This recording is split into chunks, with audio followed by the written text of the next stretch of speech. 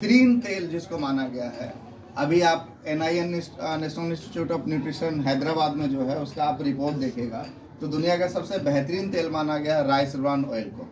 Rice bran oil किस चीज़ से बनता है? चावल के ऊपर जो छिलका होता है ना, उससे बनता है वो तेल। उसमें सबसे ज़्यादा एंटीऑक्सीडेंट होता है, सबसे दुनिया का पावरफुल एंटीऑक्सीडेंट होता है। कौन? ओराइजनोल।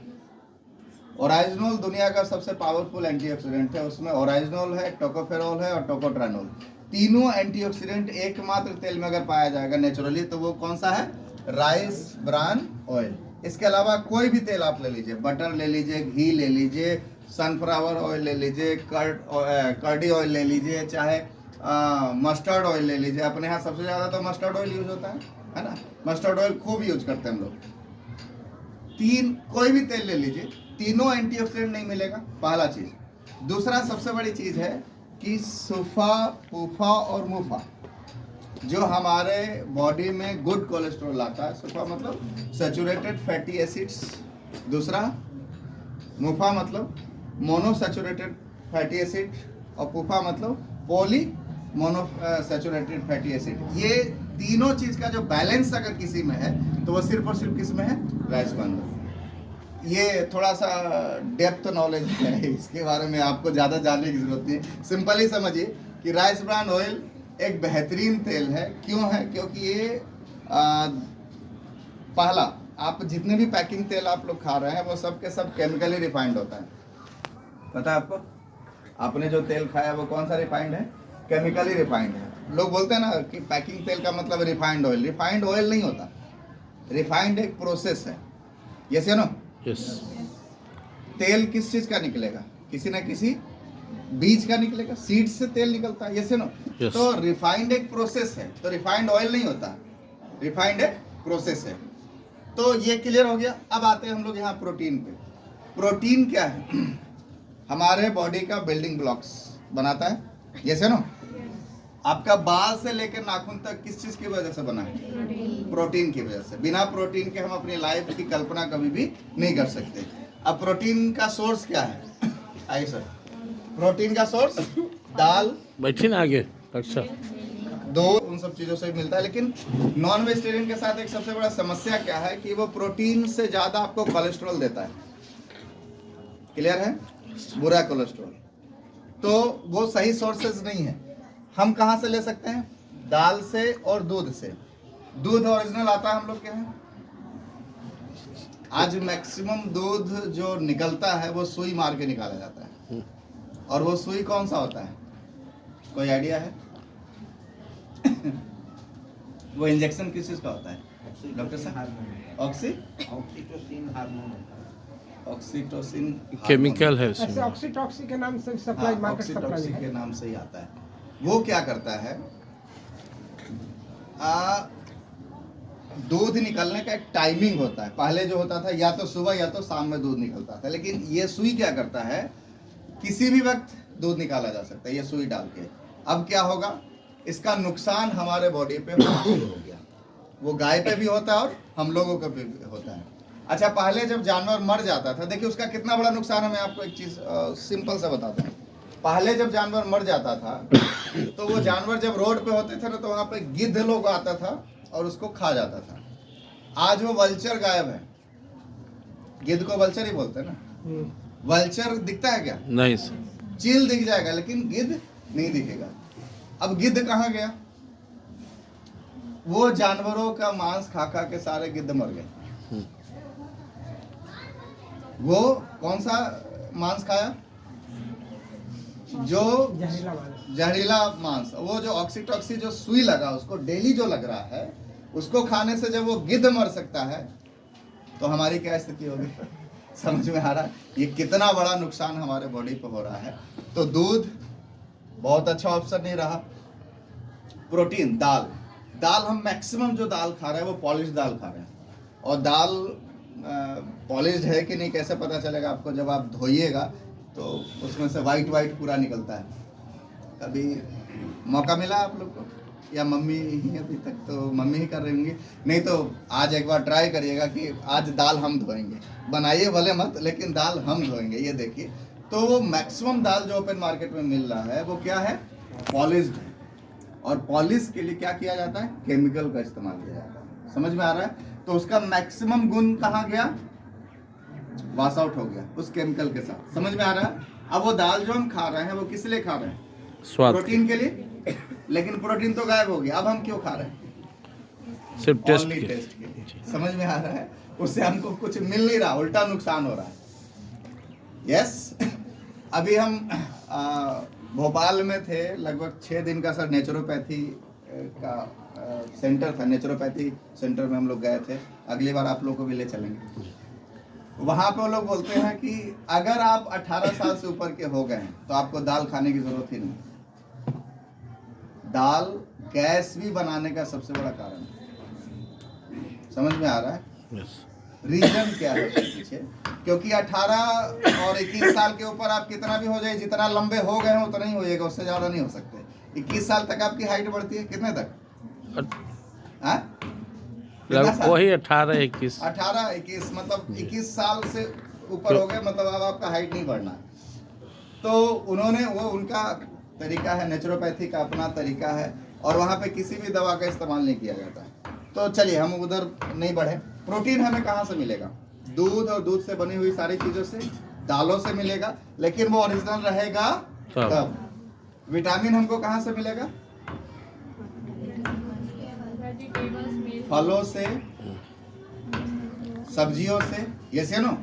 क्या हम लोग डेली फल खाते हैं, क्या हम लोग डेली सब्जियां खाते हैं, हरी सब्जी?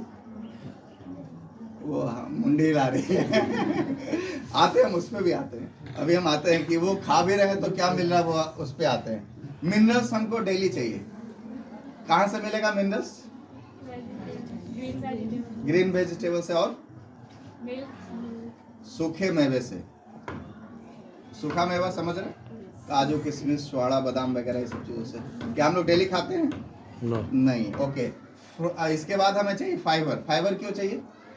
डाइजेशन में अच्छा काम करता है ना। तो फाइबर कहाँ से मिलेगा? फाइबर फ्रूट से। तो फाइब्रिक फ्रूट कौन सा होता है? और फ्रूट्स और जितने भी मोटे अनाज होते हैं ना, उन सब चीज़ों से भी हमको फाइबर मिलता है। समझ में आ रहा है? तो हम लोग मोटे अनाज तो खाना बंद कर दिए। खाते हैं क्या? बहुत कम खाते हैं। दूसरा सलाद वगैरह से हम लोग को क्या मिलता है? फाइबर मिलता है। अब नेचुरली हम इसको पूरा नहीं कर सकते। कैसे नहीं पूरा कर सकते, आइए हम लोग समझते हैं। आज से कुछ साल पहले एक रिवॉल्यूशन चला जिसको बोलते हैं ग्रीन रिवॉल्यूशन।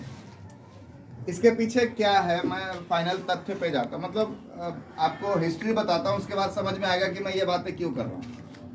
ग्रीन रेवोल्यूशन समझ में आ रहा, जानते हैं आप लोग क्या उसको हिंदी में क्या बोलते हैं? हरित क्रांति। हरित क्रांति कब चला? 1965 1956 में। 1956 में ग्रीन रेवोल्यूशन चला। वो थोड़ा सा साल इधर उधर हो सकता है, वो चेक कर लीजिएगा गूगल पे।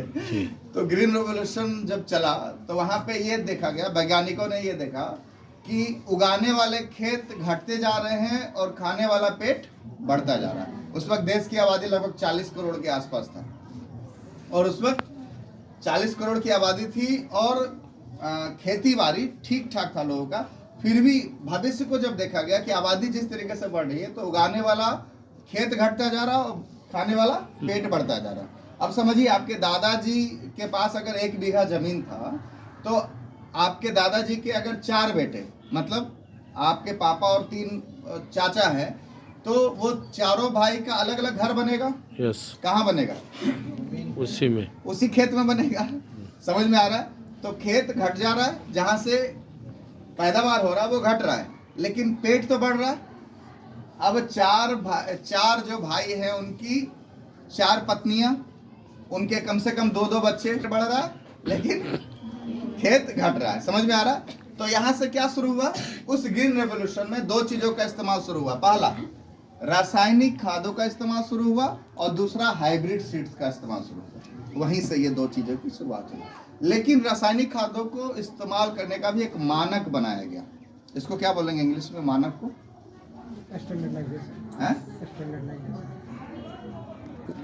Measurement sir. हाँ, स्टैंडर्ड, मतलब एक स्टैंडर्ड दिया गया कि हाँ चलो ठीक है, इस स्टैंडर्ड पे ये काम करेगा, मतलब इतना ही यूज करना है। लेकिन अपने इंडिया में थोड़ा सा घूसखोरी वगैरह है, तो स्टैंडर्ड का कोई यहाँ कहानी रह नहीं जाता है। जिसको जितना यूज करना खुल के यूज करो। कंपटीशन के आधार पर। हाँ, वो कहानी है हो गई। अब उसका रिजल्ट क्या हुआ? रासायनिक खादों का इस्तेमाल जो हम लोगों ने शुरू किया, उसका रिजल्ट क्या हुआ? उगाने वाला जो खेत था वो धीरे धीरे बंजर होता चला गया। समझ में आ रहा है? Are you getting my point? समझ में आ रहा है? क्लियर है? क्यों हो रहा है? यूरिया, चावल गेहूं जब आप लोग उगाते हैं अपने यहाँ जो उगता है, तो उसमें यूरिया का इस्तेमाल होता है सर, रासायनिक खादों में। यूरिया, यूरिया किस चीज से बनता है पता है आपको? नाइट्रोजन नहीं, उसमें नाइट्रोजन भी होता है। नाइट्रोजन तो सब खादों में है। जैसे नोट किस चीज से बनता है? बेस क्या है नोट बनने का? पैसा, पौधे, पेपर है ना जी, पौधे, पेपर मतलब पेड़ पेड़, है ना। पौधे। पेपर बना किस चीज से? पेड़ से, पौधों से। मतलब बेस क्या है उसका? ट्री है ना। तो ये जो अपने यहाँ यूरिया आता है, इसका बेस पता है क्या है? ये इसका बेस है पॉलीमेयर। पॉलीमेयर मतलब समझ रहे हैं? पॉलीथीन, ठीक है। तो किसी भी यूरिया का बोरा अगर आप देखिएगा, उसमें लिखा रहेगा 26% नाइट्रोजन और 74% क्या है? वो कैरियर है। तो वो जो कैरियर है, मतलब जिसमें वो चढ़ के आ रहा है, किस चीज में चढ़ के आ रहा है? पॉलीथीन में चढ़ के आ रहा है। और पॉलीथीन को अगर आप मिट्टी में डाल दीजिए तो 100 साल बाद भी निकलिएगा तो पॉलीथीन एज इट इज रहेगा। समझ में आ रहा है? और हम लोगों ने खूब डाला, इतना डाला कि अब वो वहाँ पॉलीथीन का एक लेयर बन गया हमारे जमीनों में। तो इसकी स्थिति की वजह से क्या हुआ? उस स्थिति की वजह से जमीनें बंजर होने लगी, हार्ड होने लगा। क्या हार्ड होने लगा? मिट्टी हार्ड होने लगा। वो सब कारण रहा। दूसरा कारण ये है कि अब देखिए, इसका एक और नमूना आपको मैं बताता था। पहले जो कोड़ाई होता था तो बैल कोड़ लिया करते थे। पहले तो आदमी ही कोड़ लिया करता था, फिर बैल से कोड़ाई होने लगा। फिर उसके बाद क्या आया? ट्रैक्टर आ गया। क्या? Power tiller. अब क्या आ रहा है? ट्रैक्टर। हम तो देख रहे हैं अब जेसीबी से भी कोड़ाई शुरू हो गया। अगर यही हाल रहा तो, क्योंकि क्या होता जा रहा है? मिट्टी कठोर होता चला जा रहा है। समझ में आ रहा है? जिसकी वजह से वो पौधे डिस्टर्ब हो रहे हैं। दूसरा, हाइब्रिड सीड्स का इस्तेमाल हुआ। तो हाइब्रिड सीड्स का मतलब क्या है? हम उसका गुण नहीं खा रहे हैं, उसको सिर्फ टेस्ट के लिए खा रहे हैं। बाजार में जाइएगा तो खीरा 2 तरीके का मिलेगा, एक देसी और दूसरा फार्म वाला, है ना? मतलब वो हाइब्रिड है। तो उसको हम खा रहे हैं सिर्फ किस चीज के लिए? टेस्ट के लिए, गुण के लिए नहीं खा रहे। उससे कुछ मिलना नहीं है आपको, सिर्फ टेस्ट के लिए। टमाटर को देखिएगा, पहले जो टमाटर होता था उसमें रस ज्यादा होता था। आज जो टमाटर होता है वो गूदा ज्यादा होता है। आज टमाटर का चटनी बनाने के लिए कुकर में सीटी लगवाना पड़ता है, तभी भी नहीं गलता है। ये कहानी हो गई। समझ में आ रहा है? आपको पता है टमाटर हम लोग क्यों खाते थे? खीरा से तो फाइबर मिल रहा है, क्योंकि वो सलाद का काम आता है। टमाटर के रस में एक चीज पाया जाता है जिसको हम लोग बोलते हैं लाइकोपिन, जो हमारे दिल के लिए बहुत अच्छा होता था। आज वो रस ही गायब हो गया, इसलिए हम लोग का दिल भी कमजोर हो गया है, सुनो। और आज देखिए होता क्या है, बैठे बैठे आदमी चला जा रहा है, हार्ट अटैक आ रहा है ना, दिल की बीमारियां बढ़ने लगी, ये सारी समस्याएं बढ़ने लगी। तो गैस्ट्रिक वगैरह ये सब चीजें को समस्या होने लगा। क्यों? क्योंकि ये डाइट हमारे पास बैलेंस रूप से नहीं आ रहा है। अच्छा, इसको हम नेचुरली किसी भी स्थिति में पूरा नहीं कर सकते। कर सकते हैं क्या? आप कितना भी पैसा कमा लीजिए, कितना भी कुछ कर लीजिए, नेचुरली ये चारों चीजों को नहीं आप हर दिन नहीं इस्तेमाल कर सकते, क्योंकि हर फल हर दिन नहीं आता। आता है क्या? No sir. यहीं पे अभी जो 21वीं सदी आ रही है, ये यहाँ पे ये किया गया कि जब हम नहीं नेचुरली पूरा करेंगे तो इसका हल क्या है। तो इसी जगह पे एक सिस्टम का जन्म हुआ जिसको बोलते हैं न्यूट्रिशन। इसको बोलते हैं सप्लीमेंट्स। सप्लीमेंट्स क्या होता है? आप लोग तो विद्यार्थी, आपको पता है, एग्जाम में कोई एग्जाम दे रहे हैं, आपका जो पेपर मिला वो खत्म हो जाए तो फिर क्या लेते हैं? सप्लीमेंट्स लेते हैं ना। सप्लीमेंट्स मतलब क्या हुआ? अतिरिक्त, मतलब एक्स्ट्रा पेपर, है ना, पूरा पूरक, है ना, एक्स्ट्रा पेपर जो हमारे पास है, जिससे हम अपने उस उसको जवाब को हम पूरा करेंगे, ऐसे ना, आपका जो बच गया उसकी पूर्ति। तो हमारे खाने में रह गई न्यूट्रिशन की कमियों को पूरा करने के लिए क्या आया? न्यूट्रीचार्ज आया। समझ में आ रहा है? ये न्यूट्रीचार्ज क्या करेगा? न्यूट्रीचार्ज आपके खाने में प्रोटीन, विटामिन, मिनरल और फाइबर की कमियों को पूरा करेगा। That's it. अब ये क्या है? ये दवा है या क्या है? दवा है? नो, नहीं। फूड, दवा हम तब खाते हैं जब बीमार होते हैं। ये हम इसलिए खा रहे हैं क्योंकि हम बीमार नहीं हैं, और क्योंकि हम बीमार नहीं पड़े कभी। समझ में आ रहा? तो ये दवा नहीं है, हम ये इसलिए खा रहे हैं क्योंकि हम बीमार कभी भी नहीं पड़े। हमारे भी बैग में न्यूट्रिशन रखा हुआ, न्यूट्रीचार्ज रखा हुआ। ये क्या करेगा? आपको आपके शरीर में होने वाली मैक्सिमम बीमारियों से आपको बचाएगा। समझ में आ रहा? तो ये है न्यूट्रीचार्ज का काम। अब न्यूट्रीचार्ज में भी अलग अलग प्रोडक्ट है। बच्चों के लिए अलग, महिलाओं के लिए और लड़कियों के लिए अलग, पुरुषों के लिए अलग, क्योंकि हर बॉडी का नीड अलग अलग है। ये से नो? यस, हर आदमी का नीड अलग अलग है या नहीं है? हर आदमी का नीड अलग अलग है। महिलाओं का जो बॉडी कंस्ट्रक्शन है उसके हिसाब से उनका नीड अलग है, पुरुषों का जो बॉडी कंस्ट्रक्शन है उनके हिसाब से उनका नीड अलग है, बच्चों का जो बॉडी कंस्ट्रक्शन है उनके हिसाब से उनका नीड अलग है। ये नो? तो लेडीज के लिए पहली हमारी कंपनी ऐसी पहली आई जो न्यूट्रीचार्ज वोमेन और न्यूट्रीचार्ज मैन, महिलाओं के लिए अलग, पुरुषों के लिए अलग और बच्चों के लिए अलग सप्लीमेंट्स लेके आया। समझ में आ रहा? यस। अब बच्चों को क्या चाहिए? सबसे ज्यादा एनर्जी चाहिए, उनको ग्रोथ चाहिए, किस चीज में? हाइट में। दूसरा, उनका दिमागी विकास, बौद्धिक विकास भी होता रहे, दिमागी विकास के लिए भी चाहिए। और क्या चाहिए? सबसे बड़ा चीज, उनको रोग प्रतिरोधक क्षमता चाहिए ना। यस। मौसम बदलते ही जैसे उनकी बीमारी हो जाती है। तो अपने पास एक बहुत अच्छा प्रोडक्ट आया, न्यूट्रीचार्ज किट्स, जो 48 न्यूट्रिशन के साथ हम सब लोग के पास है, न्यूट्रीचार्ज किट्स।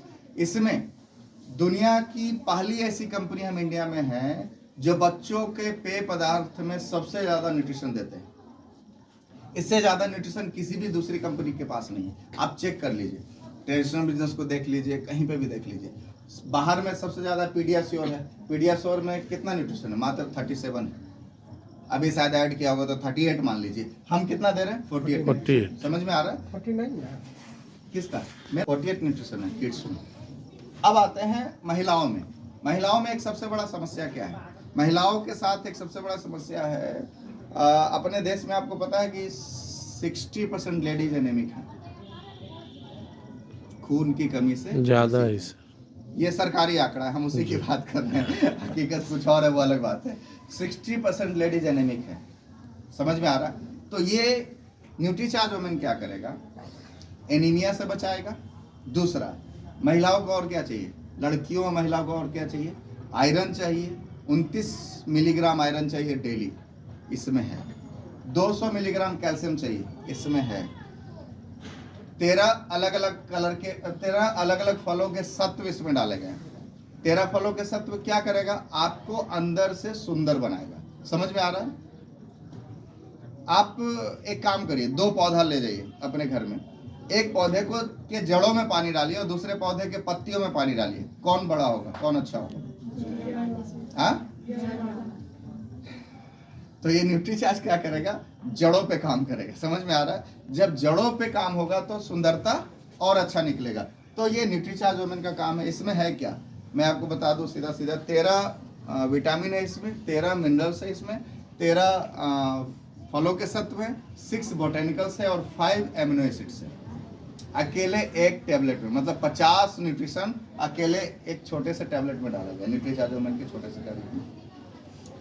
पुरुषों के लिए आया न्यूट्रीचार्ज मैन, यहाँ 33 न्यूट्रिशन के साथ, 33 न्यूट्रिशन के साथ न्यूट्रीचार्ज मैन हम सब लोग के पास है। तो ये सारा न्यूट्रिशन के प्रोडक्ट है। इसके अलावा प्रोटीन का अलग अपने पास है। इसके अलावा S5 जो सर बता रहे थे, S5 क्या करेगा? इम्यूनिटी बूस्ट करने का अपने पास एक प्रोडक्ट है, न्यूट्रीचार्ज S5। S5 में क्या क्या है? कलौंजी है, तुलसी है, और क्या है, एलोवेरा है, पुदीना है, और आंवला गिलोस, क्या, तुलसी, नीम, एलोवेरा और कलौंजी। मतलब समझते हैं कलौंजी क्या है? हम लोग के हम मंगरेला बोले जाते मंगरेला। पहले हमारे यहाँ गांव घर में जब पूड़ी बनता था तो मम्मी लोग पूड़ी में क्या डालती थी? हैं। काला काला, समझ में आ रहा है? मंगरेला डाला जाता था। मंगरेला क्या है मैं आपको बता दूं। मंगरेला के बारे में बोला गया है कि मौत को छोड़ के हर बीमारियों का इलाज अकेला मंगरेला कर सकता है। वाह, किसको छोड़ के? वाह, मौत का तो कोई इलाज नहीं है, वो लाइलाज है। समझ में आ रहा है?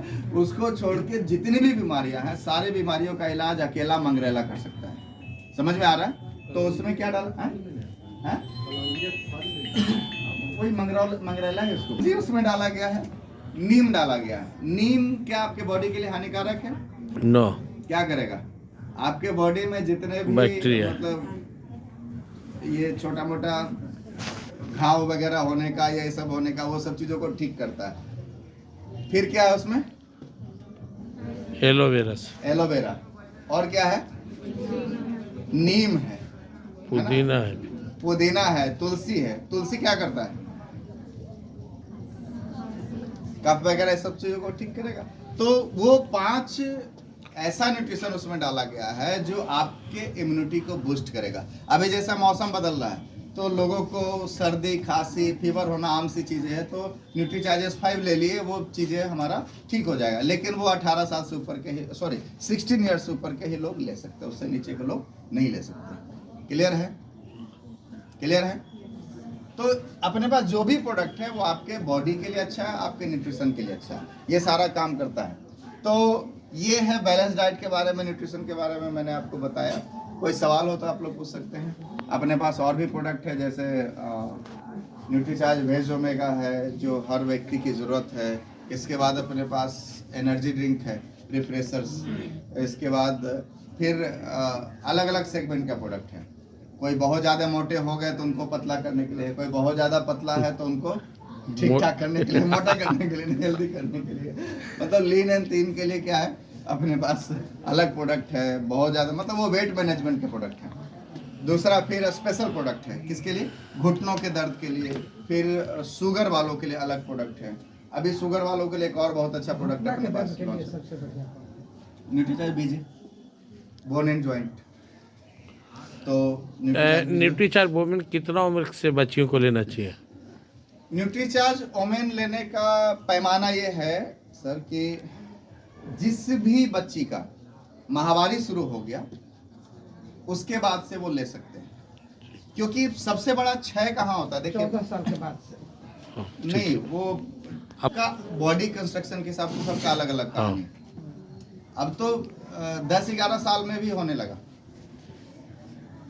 और ये सब क्यों है?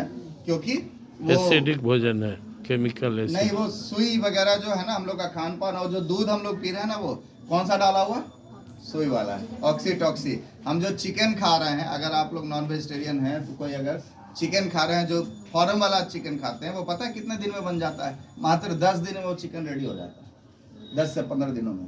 वो किसकी वजह से? सुई की वजह से। सबसे ज़्यादा हार्मोन डिस्टर्ब करता है वो सबसे। मतलब एक मुर्गा को तैयार होने में कम से कम 2 से 3 महीने का समय लगता है, अगर आप नेचुरली देखिएगा। और उसको सुई देके कितने दिन में तैयार कर दिया गया? 2 सप्ताह में। समझ में आ रहा है? तो हम वो प्रोटीन क्या आ रहा है? प्रोटीन से ज्यादा तो नुकसानी हो रहा है, जहर आ रहा है। समझ में आ रहा है? वो जहर ही हम लोग खा रहे हैं। आप जो अंडा खा रहे हैं, वो अंडा जो बाहर में जो अंडा बिक रहा है, जो व्हाइट अंडा जो दिख रहा है, वो सब क्या है? पोल्ट्री वाला सब वही कहानी। वो सुई दे दे के उसको जल्दी मतलब ये कर दिया गया। तो इसकी वजह से क्या हो गया? पहले जो 14 साल से ऊपर जो ये सब पीरियड्स का समस्या मतलब ये चैलेंजेस आता था, वो अब क्या होने लगा कहानी? 9 साल, 10 साल, 11 साल में ये सब होने लगा। मतलब ये कहना चाह रहे हैं कि जब से आपका वो शुरू हो रहा है, तब से आप न्यूट्रीचार्ज ओमेन यूज करना शुरू कर सकते हैं। क्योंकि जितना ब्लड का क्षय वहाँ पे है, उतना हम अपने डाइट से इसको पूरा नहीं कर सकते। समझ में आ रहा? तो उसका ऑप्शन क्या है? न्यूट्रीचार्जो में एकमात्र हमारे पास ऑप्शन है जिसको हम सही तरीके से इसको मैनेज कर सकते हैं। क्लियर है? न्यूट्रीचार्ज किट्स के बारे में बता दीजिए, कब से कब तक ले सकते हैं? किड्स तो 2 साल से ऊपर के में 12 साल तक लोग खा सकते हैं। हम अपनी बेटी को या हम अपना बेटा को तो हम 1 साल से ही देना शुरू कर दिए, 1 साल से ही देना शुरू किया, लेकिन डोज कम कर दी। जी, डोज कितना कर दिए? हाफ आधा चम्मच। ऐसे कितना मिलता था? 2 वर्ष से चला गया। हाँ, 2 साल से आप खिलाइए। वो 10 ग्राम का है, हम उसमें मात्र 5 ग्राम या उससे भी कम खिलाते हैं। उसमें नुकसान होने का तो कोई चीज़ है नहीं न्यूट्रीचार्ज किट्स में। हमारी बेटी भी 1 साल से खाना शुरू की, हमारा बेटा भी 1 साल से खाना शुरू किया, लेकिन दोनों का हाइट वेट जब देखिएगा तो उसी के एज की बच्चियां जो है उससे 4-5 इंच छोटी दिखेगी। इससे फुलफिल है। हमारी एक नतनी थी, हाइट नहीं बढ़ रहा था, तो हाँ। 6 डब्बा खिलाए ना तो 2.5 इंच बढ़ गया। और तब छोड़ दिए। 3 फाइल विकास से अपना बच्ची को खिलाई तो हाइट शुरू होगी। रिपोर्ट आया है विकास जी। सर? हाँ। रिपोर्ट ठीक है। हमारी टीम में एक गार्ड साहब हैं, रेलवे में गार्ड हैं धनबाद में, जी, गुप्ता जी। वो भी नाटे हैं, उनकी वाइफ भी नाटी है। वो अपने बच्चे के हाइट को लेके इतना परेशान थे, वेलोर गए, दिल्ली गए, कहाँ कहाँ दिखाए। न्यूट्रीचार्ज किट्स सिर्फ इस्तेमाल करना शुरू किए सर, और 3 से 6 महीने में जो उनको रिजल्ट मिला है, आज सबसे ज़्यादा न्यूट्रीचार्ज किट्स बेचने वाले वो आदमी। क्या बात। तो इतना शानदार रिजल्ट है। मतलब पहला ऐसा प्रोडक्ट है जो एक ही प्रोडक्ट में बच्चों के दिमागी विकास, शारीरिक विकास और तीसरा रोग प्रतिरोधक क्षमता, तीनों चीजों को कवर करता है एक प्रोडक्ट में, वो है न्यूट्रीचार्ज किट्स। आप पीडियाश्योर लीजिए, उसमें डीएचए ही नहीं है जो बच्चों के दिमागी विकास के लिए चाहिए। हमारा दिमाग कब से कब तक बन जाता है?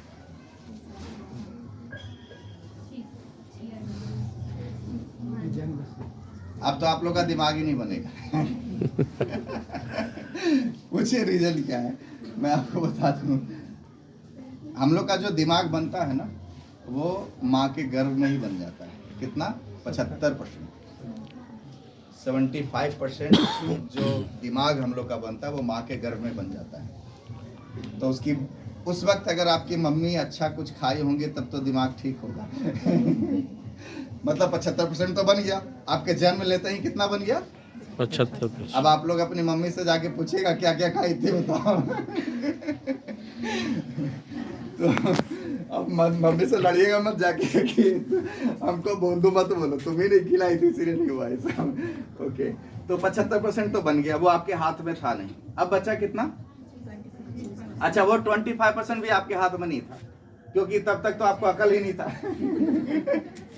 5 साल तक क्या खाना है क्या नहीं खाना है वो कौन तय करता था? माँ ही। हमारे मम्मी पापा। ये से नो, तो उनको भी नॉलेज हो तब तो पता है कि आपको वो सही दिमाग बनने के लिए डाइट जा रहा है या नहीं जा रहा। तो डीएचए क्या करता है समझ में आ रहा है? तो कभी ऐसा हो आप भूलने लगे चीज़ों को, कभी ऐसा होता ना कि कई बार लोगों को एक आदत होता है, अच्छा बात पेट में है लेकिन मुंह में नहीं आ रहा। ऐसा होता ही नहीं होता है? अरे अभी तो याद था लेकिन अभी पेट में है लेकिन मुंह में नहीं आ रहा। तो ये सब जो चीज़ें हैं ना, वो कहीं ना कहीं आपका दिमाग।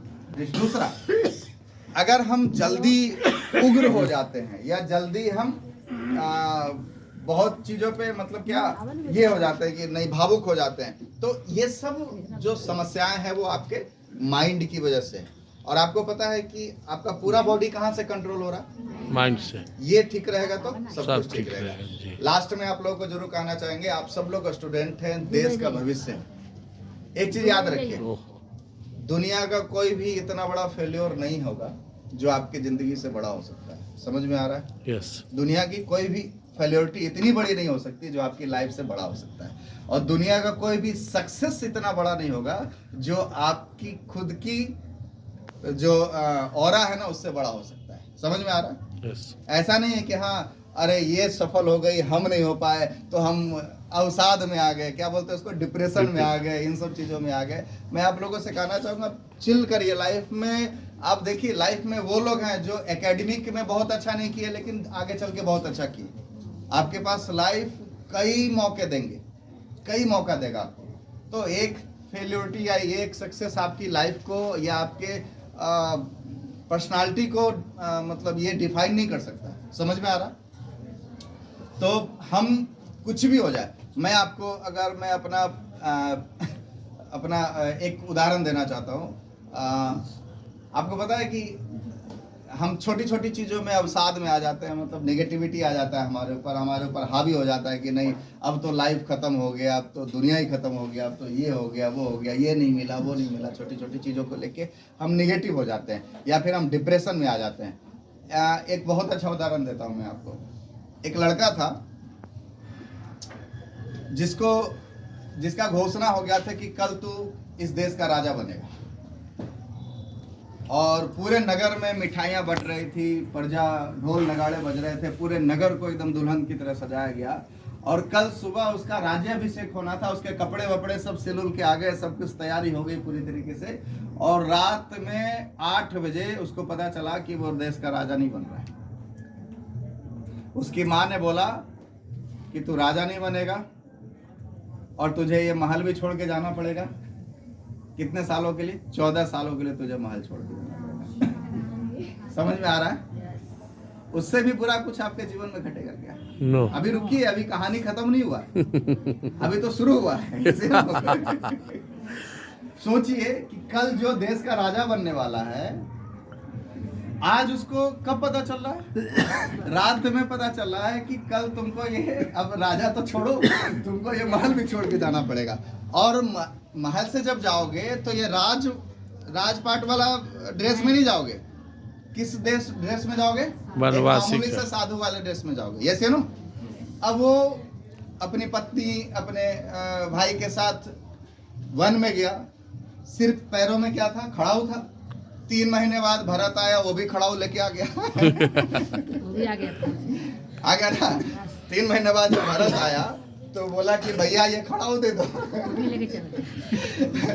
अब एक खड़ाऊ जो जंगल में, आप सोचिए कि जंगल में घूम रहा है, वो खड़ाऊ से जो उसके पैर बच रहे थे वो भी भरत लेके आ गया कि नहीं इसको हम कहाँ पे रखेंगे? राजसिंहासन। आपके राजसिंहासन पे रखेंगे, आपका प्रतीक मान के। ये सुनो, अब वो भी गया उसका। अब सोचिए कि जंगल में घूमते घूमते उसकी बीबी को भी कोई उठा ले गया। भी चला गया। अब इससे बुरा क्या हो सकता है? आप समझिए, एक रात पहले जिसको पता था कि वो देश का राजा बनने वाला है, और उसके बाद उसके लाइफ में इतनी घटनाएं घटी। मैं आपको कहना चाहता हूं क्या, अगर वो राजा बन जाते ना तो वो राजा राम होते, लेकिन वो राजा नहीं बने और 14 साल वनवास काट के ये सब चीज करके आए तो भगवान श्री राम बने। जय हो, बोलो राजा रामचंद्र की।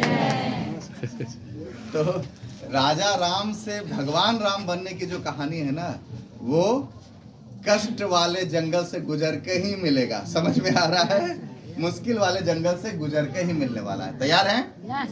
मैं आपको एक दूसरा बहुत, ये तो खैर पौराणिक घटना है, सबको हम लोग को पता है। एक और घटना सुनाता हूँ जो देश के बहुत बड़े वैज्ञानिक बने।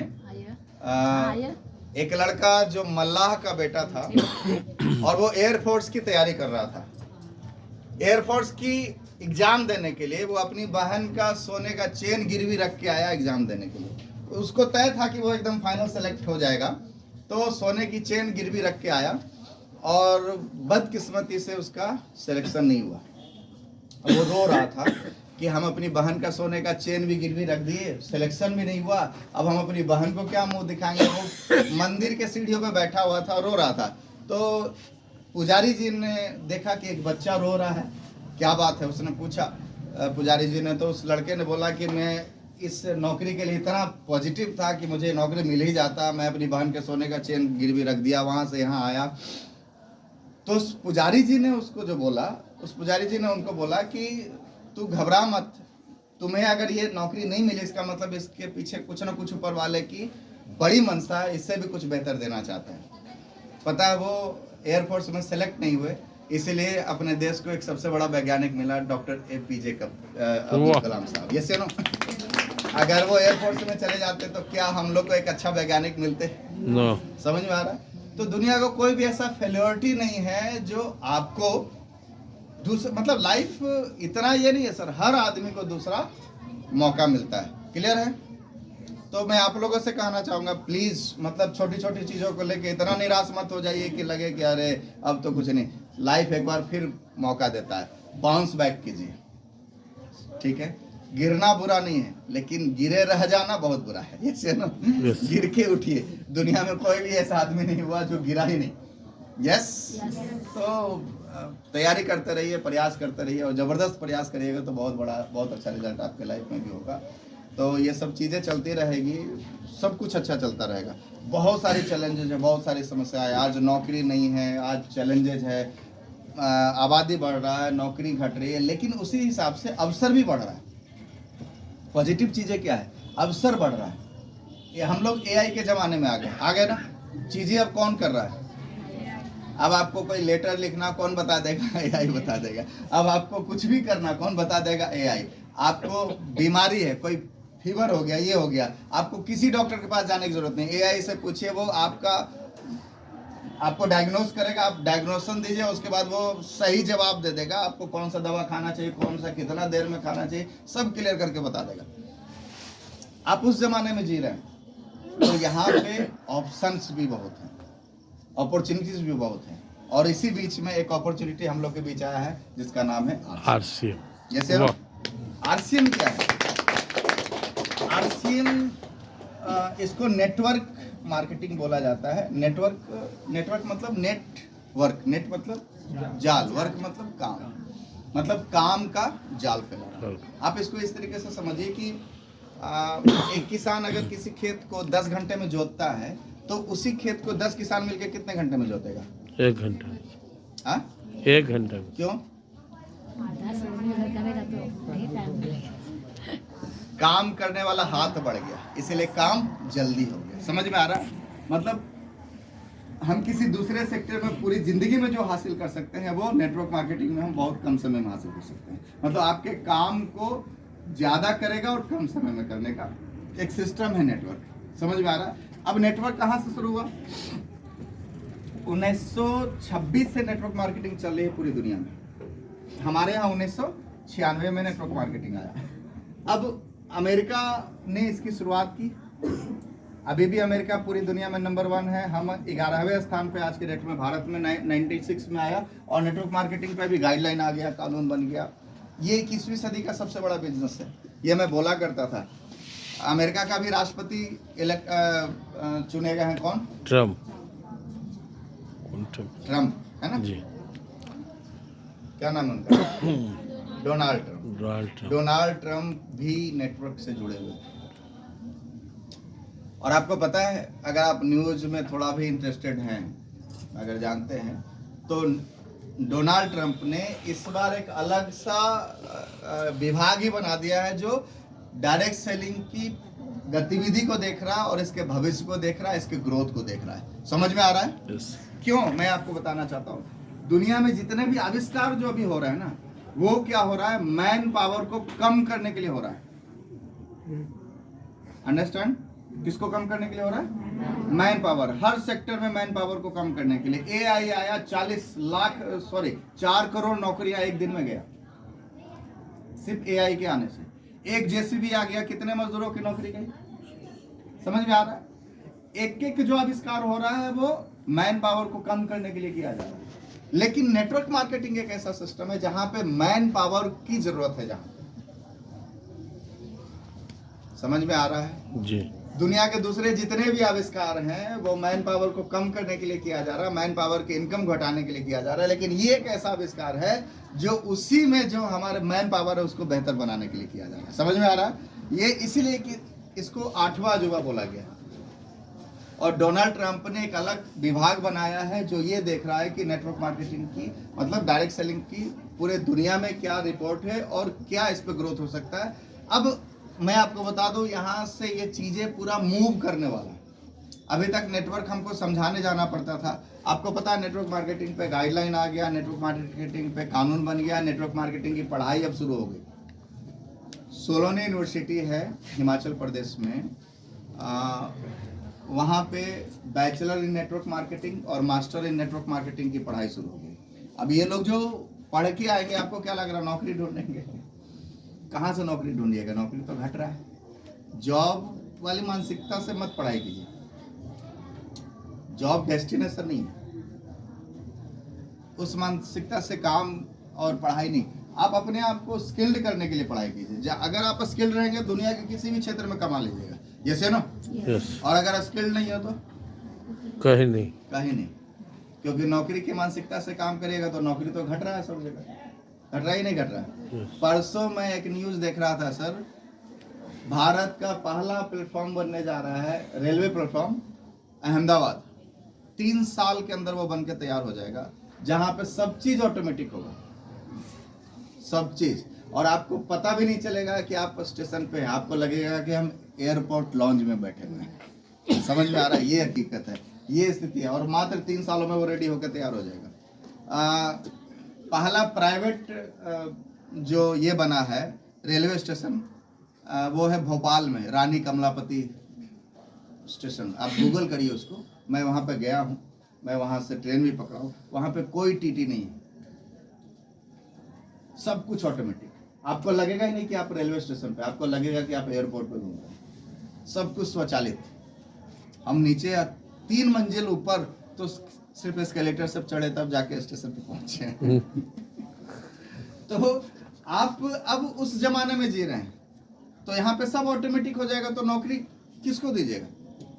टीटी रहेगा नहीं, क्योंकि टिकट चेकिंग के लिए क्या है, मशीनें लगी हुई है। बिना टिकट वहाँ सटाए आप घुस ही नहीं पाएंगे। वो आपके QR को स्कैन करेगा, आपको एंट्री देगा। समझ में आ रहा है? मेट्रो में गए कभी? दिल्ली मेट्रो वगैरह ये सब कहीं जाने का मौका मिला है? वहाँ पे कितना टीटी होता है, कोई टिकट का सब ऑटोमेटिक हो गया। तो जहाँ पे नौकरियां घट रही है, नेटवर्क मार्केटिंग क्या रहा है, यहीं पे नौकरी के अवसर दे रहे हैं, लोगों को इनकम अर्न करने का मौका दे रहा है। समझ में आ रहा है? ये है वो सिस्टम। काम कैसे करता है, क्या है ये सिस्टम, उन सब चीज़ों पे मैं बहुत ज़्यादा नहीं जाऊँगा, लेकिन मैं ये ज़रूर कहना चाहूँगा कि 21st सेंचुरी का सबसे बड़ा रिवॉल्यूशन कोई है तो वो नेटवर्क मार्केटिंग। क्योंकि आबादी बढ़ता जा रहा है, और आबादी को अगर काम नहीं मिलेगा तो क्या होगा? लोगों को काम नहीं मिलेगा तो क्या होगा? असंतोष, असमानता, समाज में क्या होगा? असंतुलित आएगा, असंतुलन आएगा, है ना। लोग गलत चीज़ों पे ज़्यादा फोकस हो जाएंगे, लोगों को नुकसान करना, लोगों को बेवकूफ़ बनाना, इन सब चीज़ों में लगे रह जाएंगे। तो ये मौका है लोगों को इनकम पहुंचाने का। अब आगे बात करना है जैसे